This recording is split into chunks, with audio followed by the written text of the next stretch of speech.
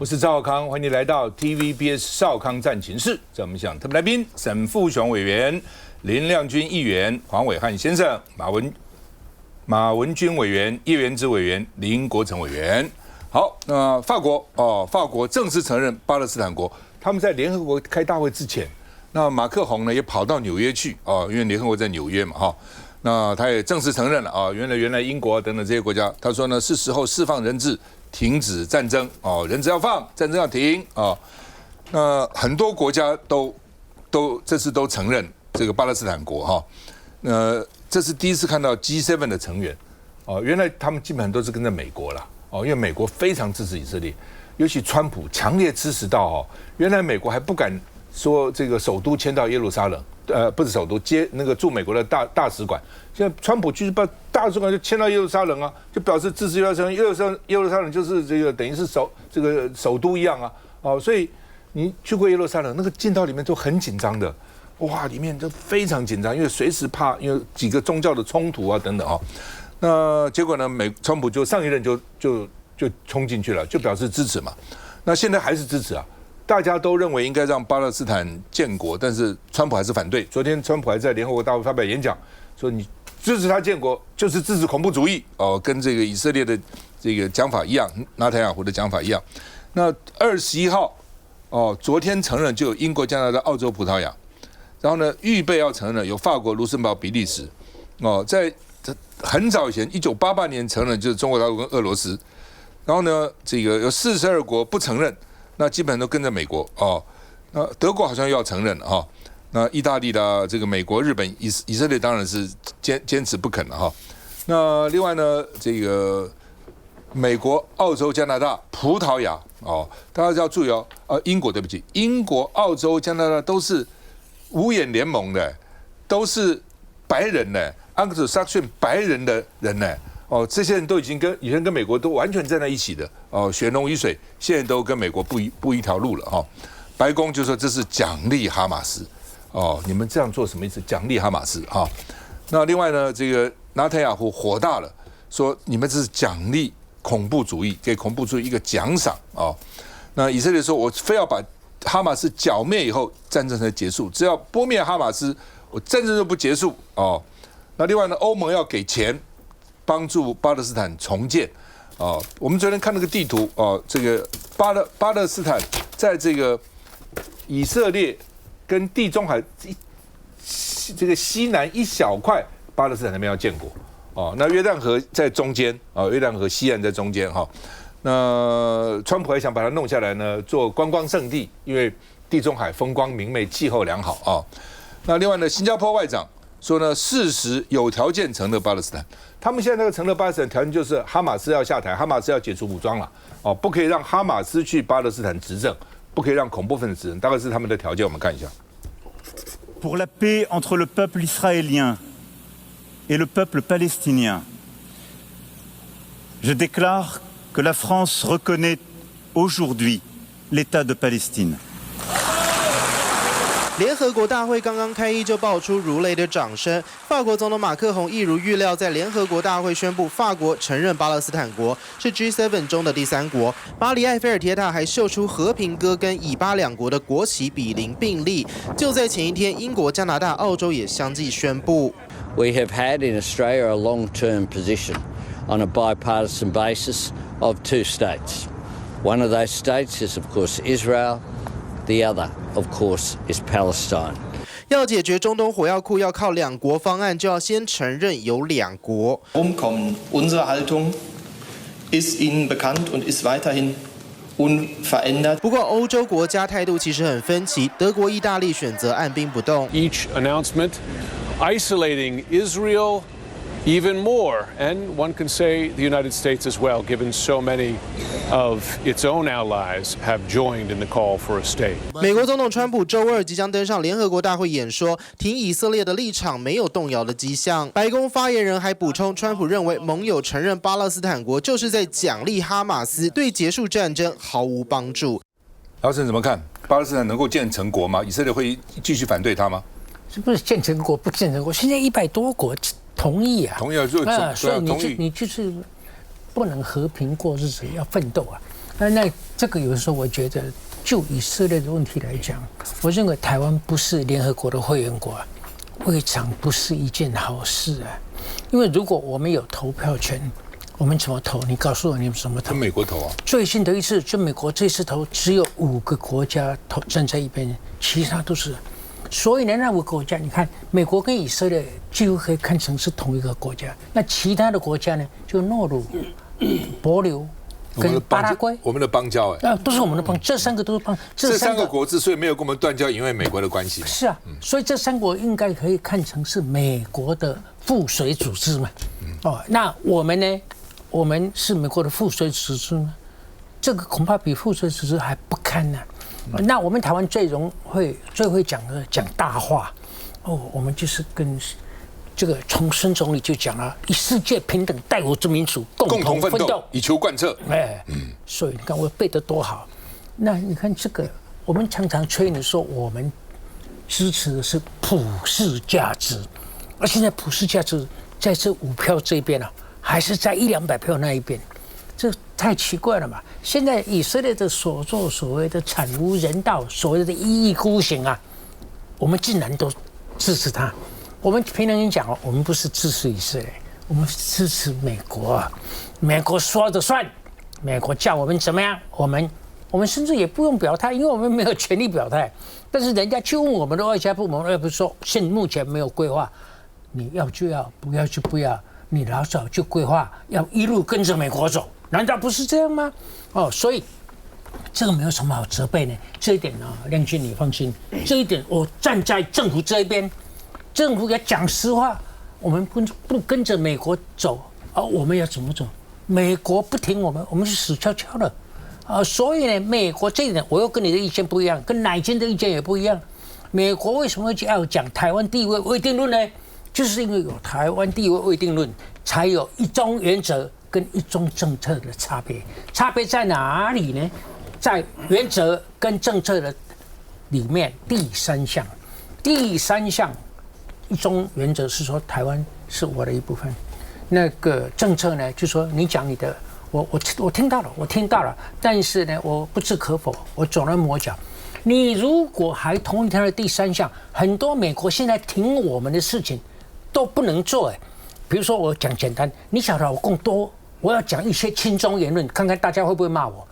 老共实在是没有这个本事，他也怕惹事，他也怕真的跟他翻脸的话，那他的中华民族的复兴大概就完蛋了。要不然呢，他的第3点是讲什么？第3点讲台湾是我的，是祖国中华人民共和国祖国中国的不可分割的一部分啊，就好像说你们家那个女的是我离家出走的老婆，那她现在跑到你家去住了，我没办法，我要求的就是说，我知道你一天到晚买口红给她，不止买口红，什么名贵的包包也都买给她，但是我为什么不能吭声呢？因为我做不到，我也不能做，我做了坏得到我的大事。所以王毅也好，习近平也好，都讲到台湾啊，你要谨言慎行。什么意思？我要回答我刚才讲，我老婆在你家，你以后碰到我老婆啊，要谨言慎行。的确有这种老公吗？对不对？所以老公是很委屈的，老公是低声下气的，但是他是心甘情愿这样，他是做不来，他不敢，所以他才这样。那我们呢？老公生气了，应该啊，你欺负我老婆，我是应该的。民进党感谢是应该的，没有老中这样委曲求全、百般设想，我们活不了。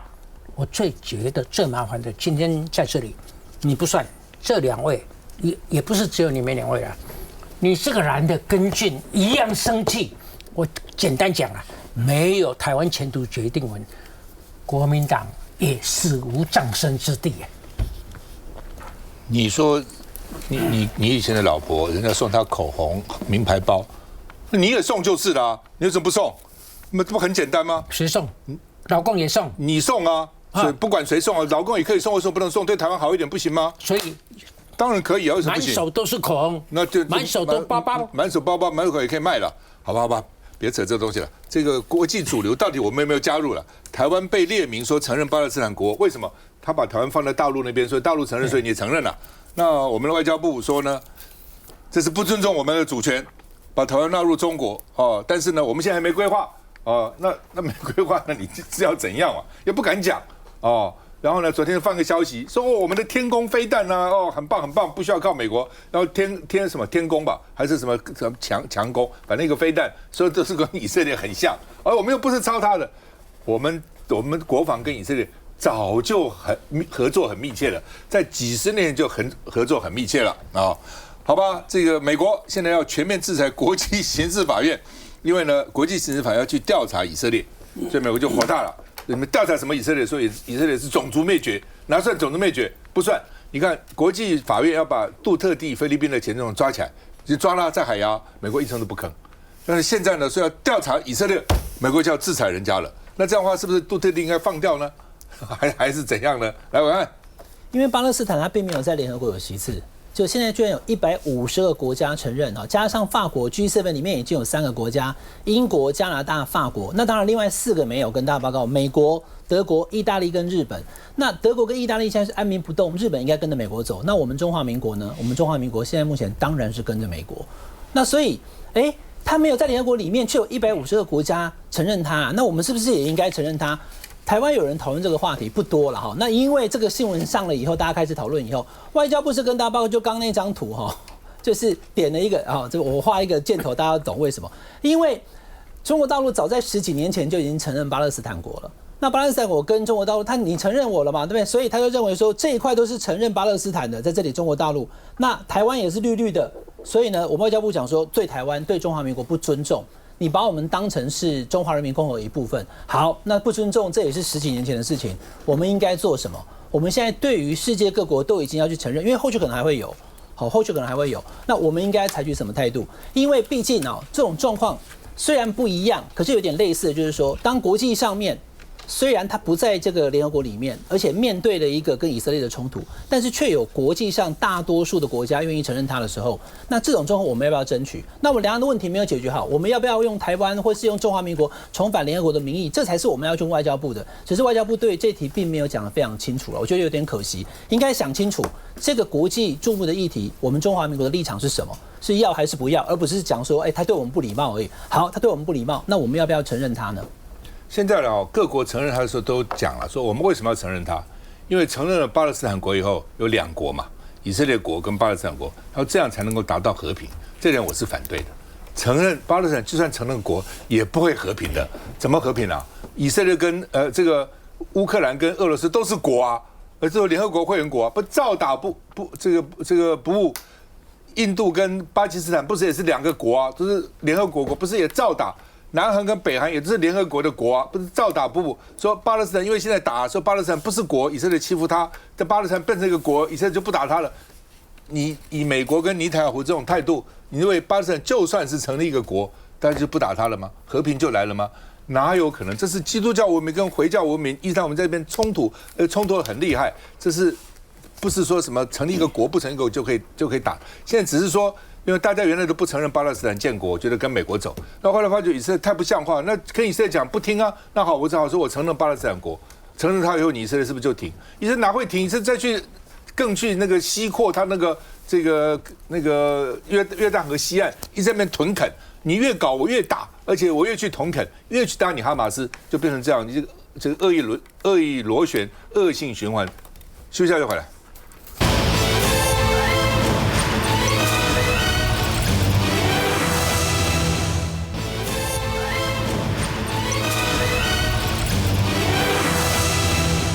台北、上海的双城论坛呢，然后呢，在出发前，那陆委会副主委梁文杰说：“我们今天都要发证了，你知不知道？让我们都很惊讶哦。说呢，不会喊卡，所以不喊什么意思？延期啦。哦，本来是9月要办嘛，所以可能在12月中到月底，要拖那么久哈，拖到年底啊。”那另外呢，国民党当然民意代就是中央卡关了哈，那民进党就说呢是你自己拖延了啊，那怎么还怪中央了哈？那吴思瑶说我们都要发照给你啊，是台北市怎么自行撤案呢？还嫁祸给中央哦。那另外呢，沈伯洋说一定是中国因素不是台湾因素，反正不同人都有不同的解读啊。那另外呢，这个媒体是报道说呢 ，MOU， 因为他们这次要签2个 MOU 了，哦，除了那个动物啊什么，他要给我们小熊猫，我们要送他一个什么小动物。那另一个就是那个职业训练的这个交流，一个是河岸整治的交流啊。那台北市他会觉得这2个我们像以前不是还搞什么垃圾处理啊，我们觉得我们成绩不错，所以呢拿给人家看看说我们不错，所以我们来合作吧啊。那说送1个月呢，已经送上去了，中央已读不回。这个中央什么意思啊？中央有很多不同的部会了啊，比如说河岸交流的时候跟经济部水利署有关，因为他们管水嘛。那这个职业的训练就跟劳动部有关哦，劳动部就说，我们现在是大陆人不能到台湾工作，那你这个职业训练是不是到台湾来工作呢？不可以工作哦，所以那台北市没有要工作嘛，只是交换一个经验嘛，哦，就这样子哈，就是来来去，另外就是有去也不来哦，所以台北市等啊。那另外呢，这个到底是中共喊卡的吗？哦，那有民进党官员说，或是蒋万安不愿意见王沪宁呢，所以蒋万安就很生气，说你太会编故事，乱扯一通，还见都还没见就扯这些东西哦。那另外呢，王心怡议员呢也很酸，是中央刁难了哦，像恶婆婆虐待媳妇一样哦，所以让台北市呢进退不得。那因为当时这个双城论坛是郝龙斌当台北市长的时候开创的，是很不容易的，要开创这个是很不容易的哦。那这个所以呢，看到被卡，但郝龙斌今天上午也开了一个紧急记者会，他说当年陆客一天就为台北市带来3亿的产值，就如果我们开放陆客到台湾来，1年给台湾带来的产值1000亿新台币，1000亿新台币哈，所以呢，在经济上也蛮可惜的了哈。来我们看一下。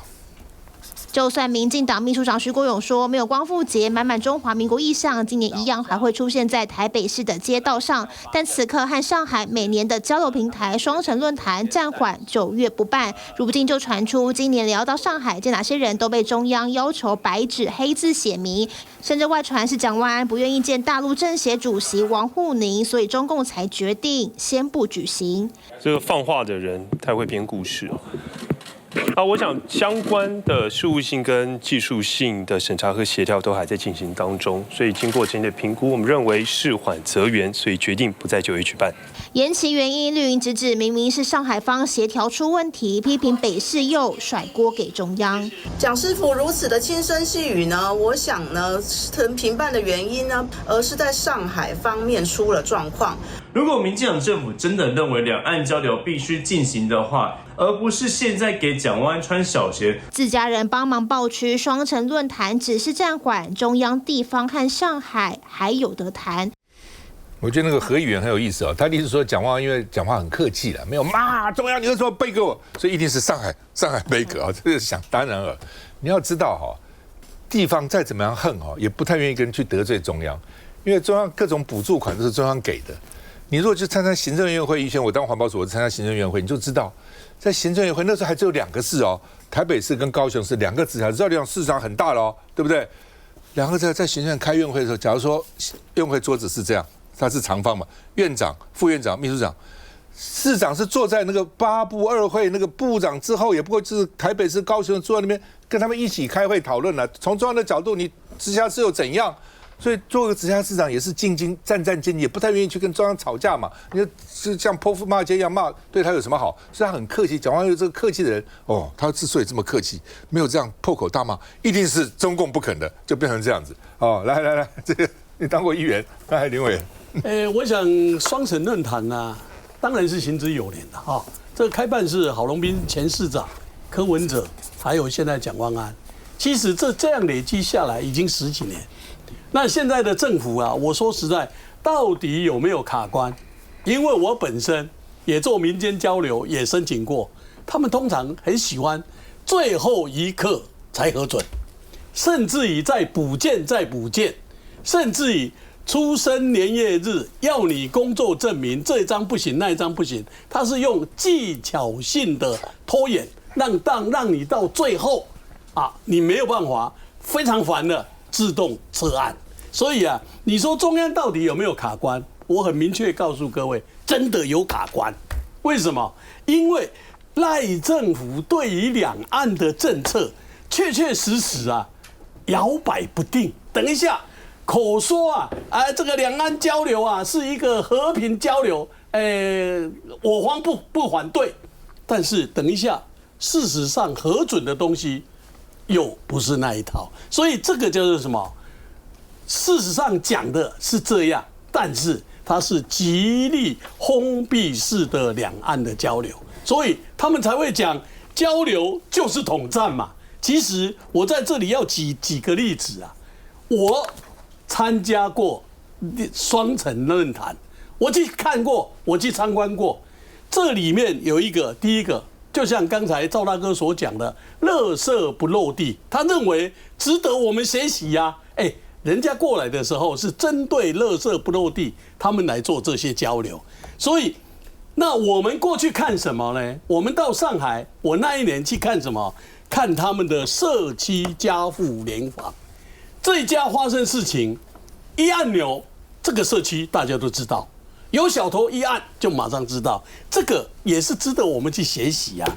但是我还是要呼吁我们的政府啦，两岸的问题，你如果认为不需要交流，你就很明确告诉人家，不要口说欢迎大家来访啊，但是事实上做的不是这样。所以我是觉得这样啊，其实不管是郝龙斌也好，不管柯文哲也好，蒋万安也好，他能够当市长，是经过我们台湾人民给他一票一票选出来。其实这三个不是轻易的人就可以去把他统战掉了。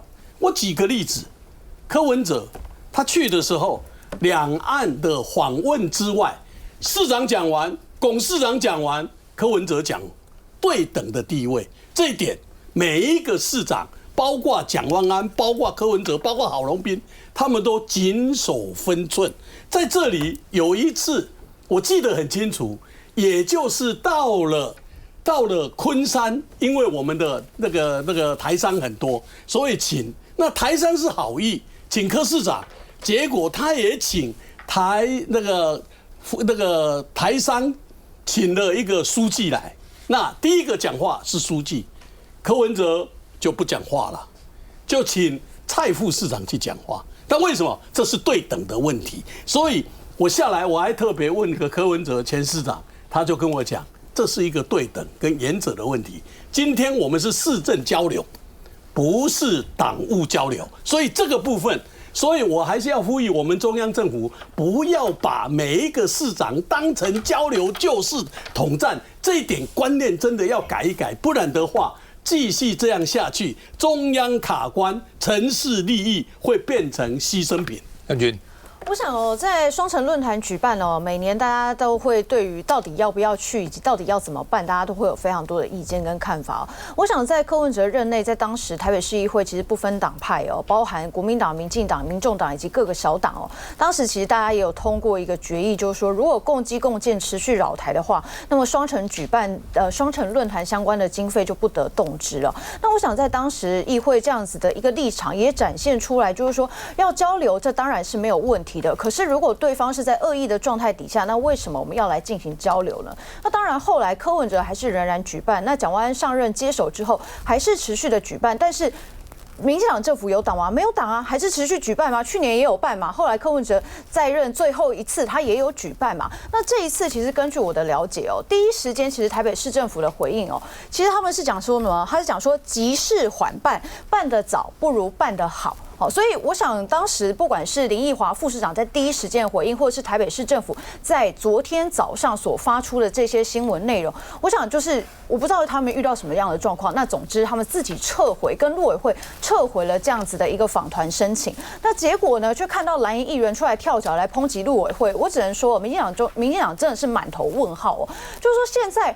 蒋万安市府跟上海之间的这个论坛沟通到底出了什么问题？根据我的了解，我认为这个事情绝对是蒋万安市长要出来讲清楚的。如果中方对台北市政府、对蒋万安市长有不合理的要求、有失对等的要求，我觉得蒋万安市长要站稳立场。我相信，不管是台北市民或是台湾人民，也会支持蒋万安作为首都市长的要求，而不要放任自家的议员出来抨击中央，然后想要把这个事情甩锅。因为这个事情如果是平等尊严的，老实说，那么这个中央移民署都已经要发证下去了，那为什么是台北市政府自己撤回呢？所以这个问题其实蒋万安自己要讲清楚，是问题出在中国。那到底这个问题，他们要求台北市政府做什么、讲什么？我们不愿意妥协的理由是什么？如果是要以对等尊严这样子的原则的话，我相信台北市民都会支持蒋万安市长。不过到底问题出在哪里？我在旁边看了，因为我们也搞不懂细节了哈。我在想，可能不是出在上海了，因为否则的话也不会延到年底了嘛。如果有问题的话，根本就是停办就是了嘛，也不是不能停办。那我想梁文杰可能也没有讲错，说他本来礼拜五要发证，这个可能是真的，但是发证只让你去啦，跟那个签 MOU 是两回事情啦。对，我去不表示我能够签啦。那这个 MOU 哈，就是 Memorandum of Understanding， 就叫做谅解备忘录，它不是一个合约，不是那个什么条约协定，它就是大家有一个了解。那因为这个必须要中央同意，那如果中央没有完全同意这个 MOU 的话呢，那蒋万安大概觉得我去干什么呢？以前大概都会签一两个这个东西嘛，至少表示有一点成就。如果蒋万安现在去要签不了这个东西，那他让你去干嘛？这嘴巴讲讲啊。所以呢，他要等这个，可能我发照给你是让你发核准让你去，但是呢 ，MOU 可能中央还有没有完全整合好的意见，所以我去也签不了这个东西啊。那既然签不了这个东西，干脆就算了。这个可能是理由之一了。但是我也同意，台北市政府可能要把话讲清楚一点，中央也可以把话讲出一点嘛。这是中央跟台湾，因为对蒋万安来讲，他必须要中央同意他才能去跟大陆去协商。MOU 也不是我拟定个稿子，你就跟我签。大陆也可能他的意见啦，所以呢，中央都没有核准我怎么给他呢？那你都没有给我，还有说没有完全同意我的话，我不能给他，那我们去签什么呢？所以我认为应该是卡在这里，但是实际怎么样，我觉得中央跟台北市都可以出来说清楚。需要再回来。我跟你讲。